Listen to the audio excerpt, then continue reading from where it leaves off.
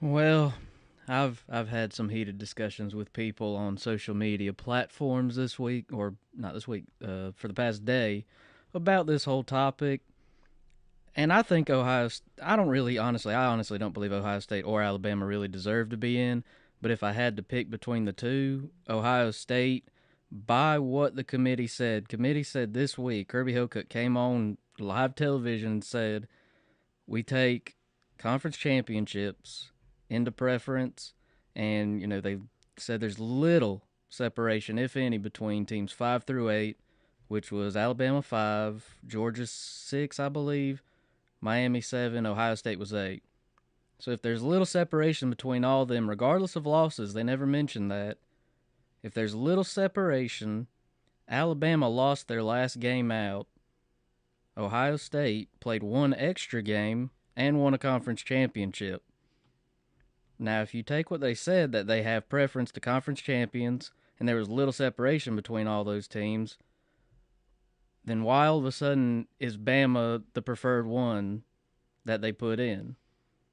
And I mean, I could elaborate for honestly probably hours about this, and I'd just end up getting repetitive.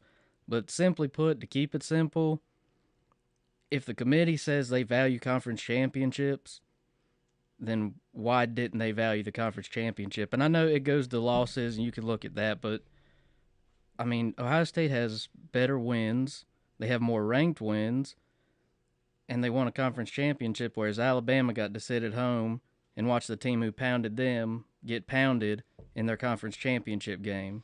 And to me, if you can't even compete for a conference championship, how can you compete for a national championship?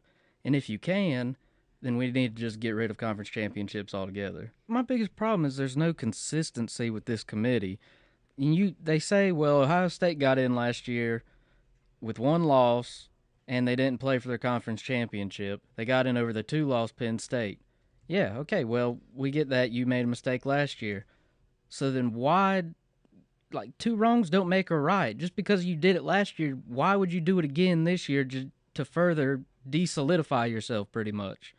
Like, it makes no sense. And then all these people want to argue the points that are situational to what fits their situation the most. If they think Alabama should have got in, well, all of a sudden now losses matter more, having one more loss. Well, if you want to argue losing by 30 points, Georgia got blown out at Auburn. That was a 30-point game, and they score a garbage time touchdown, make it 23. Now, I think Georgia still earned their way in, but you can't argue a 30-point loss. Like, no top team. It's weird that a top team would lose by 30-plus points to anybody if you're a top 4 team. I mean, you can argue it whatever way you want, but there's been no consistency with this committee. And then everybody wants to say, well, Alabama's the best team. If you just look at what about them is the best team this year, they're giving Alabama because they played one less game. So yeah, they have an extra week to get healthy, and people want to argue the health thing. Well, oh, they had hurt linebackers. They weren't up to full. Auburn wasn't up to full strength. Kerryon Johnson was out, the star running back that beat Alabama. Yeah, Kerryon Johnson. Two of their starting cornerbacks went out against Georgia. They had two freshmen playing a ton of time in the SEC champ. You could tell they play the number one team 2 out of the last 3 weeks, and then have to play a top 4, top 6 Georgia team again. 3 out of the 4 weeks they play some physical games, got beat up doing it, so they get punished because they beat Alabama handily, they beat Georgia handily, they get punished because they still play for the conference championship, while Alabama gets to sit at home and heal up and sneak in. Where even Ohio State, yeah, they had a bad loss. 2 bad losses, really, because no loss is good. That's not an argument you can make either. Well, they had a good loss.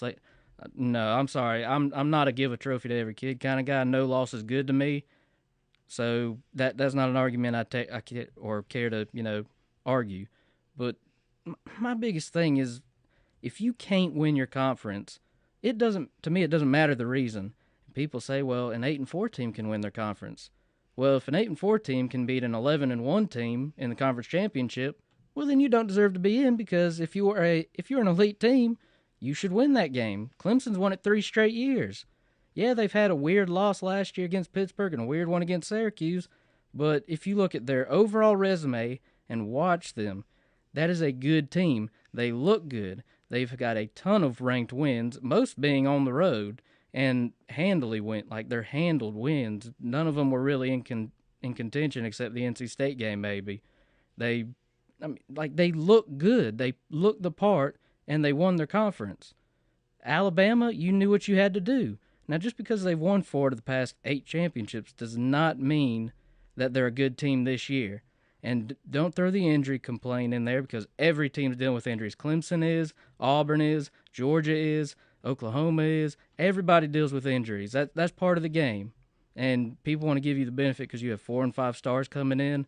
Well, that doesn't mean they know the system. That doesn't mean they know where to be or where to look yet. Like everybody wants to make these arguments, and none of it's solidified. And the committee continues to prove that there's no consistency. They don't know what to do. They get backed into a corner, and they make the same mistake they made last year instead of correcting it and giving preference, like they said, to conference champions. What's a more intriguing matchup to you? And we'll go both sides.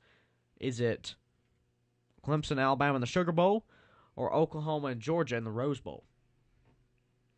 Well, for me, I prefer Georgia Oklahoma this year as the most intriguing. It's the one I'm looking most forward to. Look, I've seen Clemson Alabama the past 2 years, and they've been phenomenal national championship games. But this year, I don't see what I saw the past 2 years.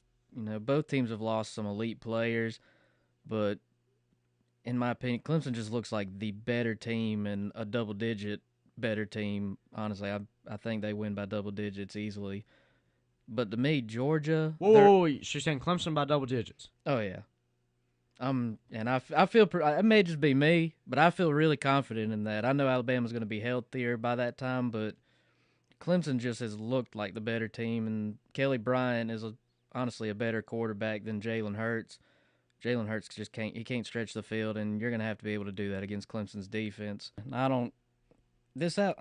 It may just be me, and I try to stay as unbiased as possible.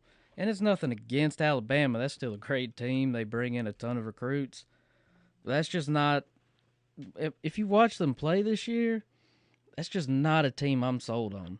I don't think they deserve to be in the playoff period, but it's just not a team I'm sold on. Jalen Hurts is, a good runner. He's physical. He's a great leader. He's got intangibles you want in a quarterback, but he doesn't have a physical skill set to be a great quarterback. He's a great athlete, great runner, great leader, not a great quarterback. If he has to throw down the field at all, well, he can't.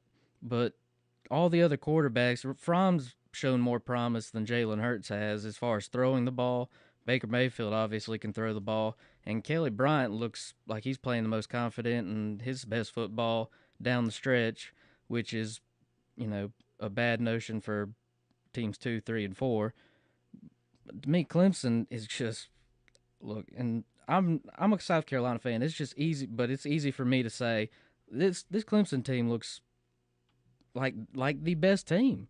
The defense is absolutely insanely athletic. They're deep. They're talented. That defensive line is an NFL front by itself. The linebackers are quick. They're big. They're strong. They're athletic. They're fast.